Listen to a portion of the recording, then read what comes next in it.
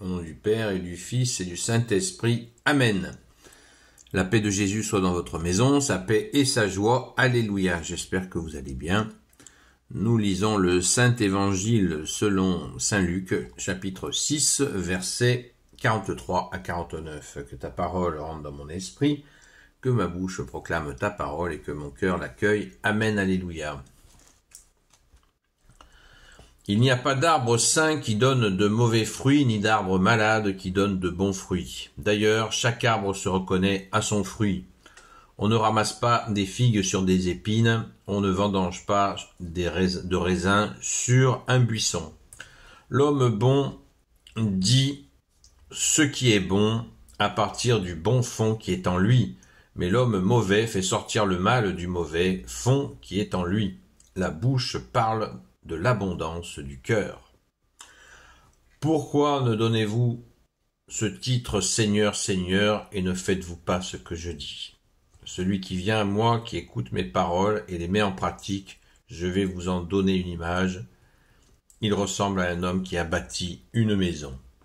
Il a creusé profondément, il a posé les fondations sur la pierre. Une crue est venue, le torrent s'est jeté sur cette maison. Mais il n'a pas été capable de la renverser, car elle était bien bâtie. En revanche, celui qui entend et ne met pas en pratique est semblable à un homme qui a construit la maison, à même le sol sans fondation. Le torrent s'est jeté sur elle, et elle n'a pas été longue à s'écrouler. Ce fut un vrai désastre. Merci Jésus pour ta parole. Donc, dans cet évangile, il y a un seul évangile qui est en 4 formes, 4 rédacteurs de l'évangile. La Saint Luc, au début du chapitre 6, nous relate ce que Jésus a dit au sujet, on l'a vu hier et avant-hier, de situations de vie quotidienne, et bien sûr en lien avec la mise en pratique de sa parole, ce qui nous fait changer de posture dans la vie, où nous nous confions à toi Jésus, mais pas uniquement par des mots, pas uniquement par des concepts, non, par une mise en pratique concrète. Merci Jésus. Tout est résumé à mon avis dans le verset 45. L'homme bon dit ce qui est bon à partir du bon fond qui est en lui, mais l'homme mauvais fait sortir le mal du mauvais fond qui est en lui. La bouche parle de l'abondance du cœur. Donc on revient à ce que je vous disais hier, parce que c'est Jésus qui nous le dit. Merci Jésus. Le mouvement, c'est que Jésus vient en nous, il nous donne la bonne nouvelle, et de cette intériorité, avec Jésus en nous, Jésus dit, si vous mettez en pratique ma parole, mon Père et moi viendrons faire notre demeure en vous, eh bien, ça va vers l'extérieur. J'expliquais ça à partir de quelqu'un qui me demandait si de se faire tatouer un crucifix, c'était une bonne chose, c'était un péché ou une bonne chose. Ben non, ça ne sert à rien de se tatouer, même un crucifix, même une Vierge Marie, même un signe catholique fort, ça ne sert strictement rien du point de vue de la foi, puisque ça ne va pas augmenter ce cœur d'amour. Le Sacré-Cœur de Jésus vient en nous, et nous l'accueillons et nous diffusons son amour. Se faire quelque chose d'extérieur ne rentre pas à l'intérieur. C'est Jésus qui, de l'intérieur, nous donne cet amour dont nous nous imprégnons à l'intérieur, et après, on le diffuse à l'extérieur. Les signes extérieurs ne vont pas augmenter notre joie de Jésus à l'intérieur. C'est clair et net. Merci Jésus, alléluia, de nous aider à cela. Toutes ces explications, nous le voyons, sont liées à l'observation de ce qu'il y a dans la nature, chez les agriculteurs. Jésus a vécu en milieu rural, à la campagne. Et cela est bon. Merci Jésus, car c'est le plus grand enseignement qu'il a jamais existé, qui nous est donné, puisqu'il vient du Père, Jésus est en charge de nous le transmettre dans le fond et la forme. Donc cela nous remplit de joie de voir ce lien avec les choses de la nature. Il y a certainement beaucoup de citadins parmi nous, des gens qui ont vécu à la campagne et qui comprennent, qui impriment ce que dit Jésus, d'autant plus qu'ils connaissent ces références à la campagne, à ce qui se passe dans la culture agricole. C'est absolument extraordinaire. Merci Jésus.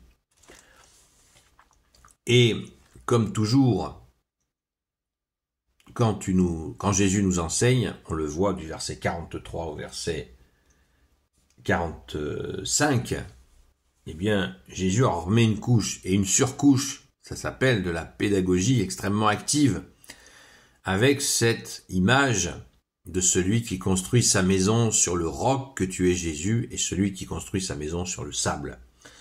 Là, dans Saint Luc, ça ne nous est pas précisé sur le roc et sur le sable. Pourtant, il le dit bien. Mais dans une autre séquence d'évangile, Jésus le mentionne carrément. Celui qui a construit sa maison sur le roc. Le rocher, c'est toi Jésus. Alléluia. Et pourquoi dans les églises, des autels ont été faits, certaines taillées dans la pierre. Certains autels ont été taillés dans la pierre. Pour bien montrer que tu es notre rocher Jésus.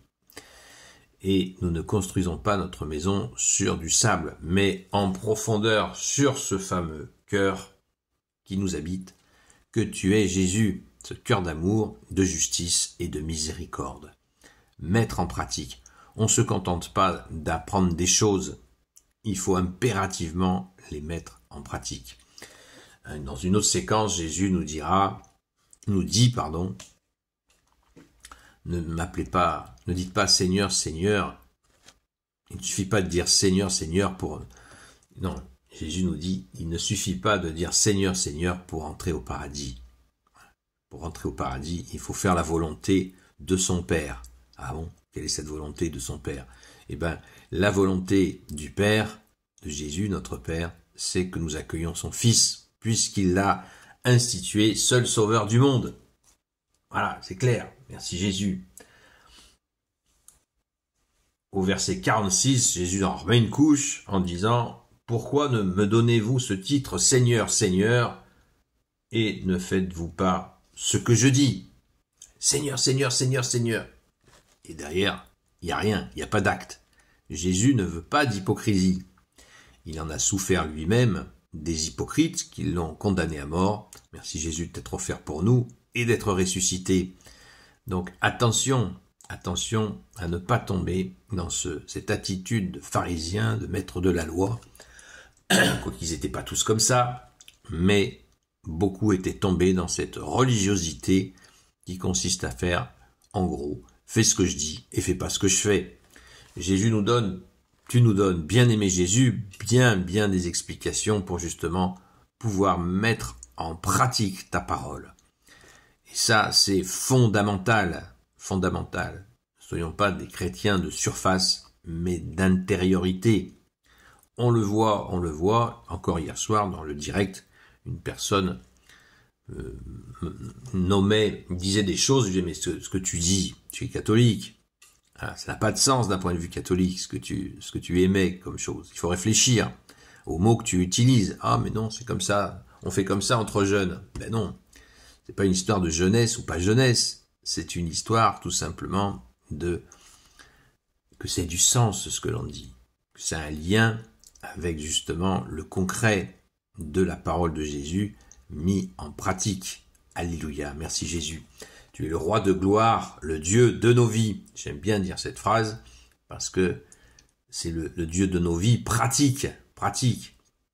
Quand on a par exemple des soucis en famille, eh bien, on les remet à Jésus. Ce n'est pas parce que c'est notre famille qu'on ne va pas confier tous ces soucis à Jésus et agir de la sorte. Prenons un exemple simple. Si quelqu'un nous persécute dans notre famille, on ne va pas traiter cette personne comme si de rien n'était parce qu'elle est de notre famille, de sang.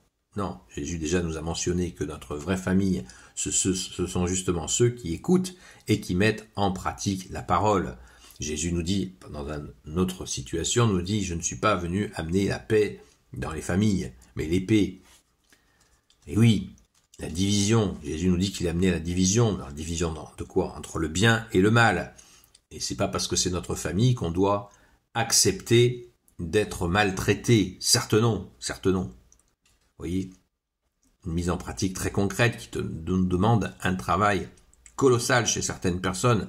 C'est un travail très difficile. Mais il est difficile parce que c'est nos résistances qui font que c'est difficile.